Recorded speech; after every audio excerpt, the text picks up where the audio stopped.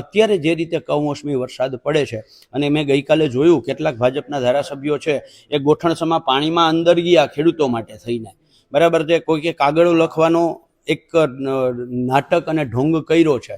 પણ મારે એ જ ધારાસભ્યોને જે કાગળ લખે છે, જે ધારાસભ્યો ગોઠણસમા પાણીમાં જઈ અને પાણીના ઓલા પાથરા પલળેલા હાથમાં લઈ અને સરકારને કહે છે ખેડૂતોને ખૂબ નુકસાન થયું છે, એ જ ધારાસભ્યોને મારે કહેવું છે કે આ નાટક તમે ના કરતા હોવ અને તમને તમારા મત વિસ્તારના ખેડૂતો માટે 1% જો હમદર્દી હોય, સંવેદનશીલતા હોય, તો તમારી સરકારને કાગળમાં લખવું જોઈએ કે ખેડૂતો ગયા વર્ષનો જુલાઈ, ઓગસ્ટ અને ઓક્ટોબરનો માર, આ વર્ષે સપ્ટેમ્બર અને ઓક્ટોબરનો માર, એટલે ખેડૂતો પાયમાલ થઈ ગયા છે. એની પાસે બેંકમાં જે ધિરાણ લીધું છે એ ભરવાના પૈસા નથી, તો સરકારે આ પાક ધિરાણ સંપૂર્ણપણે માફ કરી દેવું જોઈએ.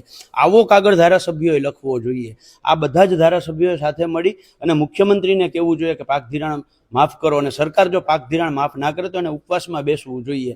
આ ધારાસભ્યો જો એનામાં કરવાની હિંમત હોય તો આ કરીને બતાવે. અને ભાજપનો કોઈ પણ ધારાસભ્ય પાક ધિરાણ માફી માટે ઉપવાસમાં બેસશે તો ભલે હું કોંગ્રેસમાં છું, કિસાન કોંગ્રેસનો ગુજરાતનો ચેરમેન છું, તેમ છતાં એ ભાજપના ધારાસભ્યને સાલ ઓઢાડીને સન્માન હું કરીશ. પણ આવી હિંમત તો દેખાડે.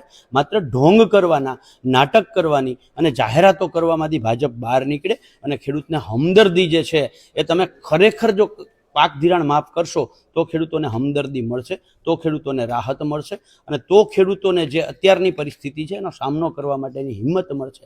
એટલે મારે આ તમામ ભાજપના ધારાસભ્યો જે કાગળો લખે છે એમને આગ્રહપૂર્વક વિનંતી છે કે પાક ધિરાણ માફ સરકાર પાસે કરાવડાવો.